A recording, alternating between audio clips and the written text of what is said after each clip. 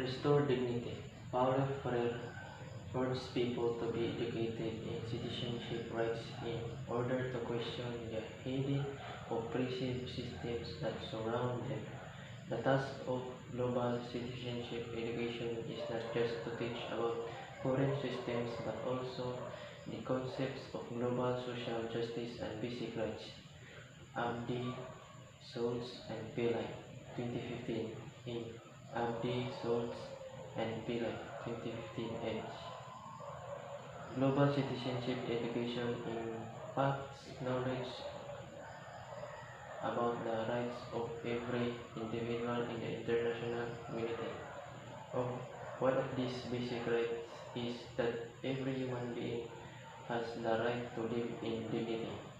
Global citizenship education assists in restoring positive identity, dignity, and self-esteem of individuals.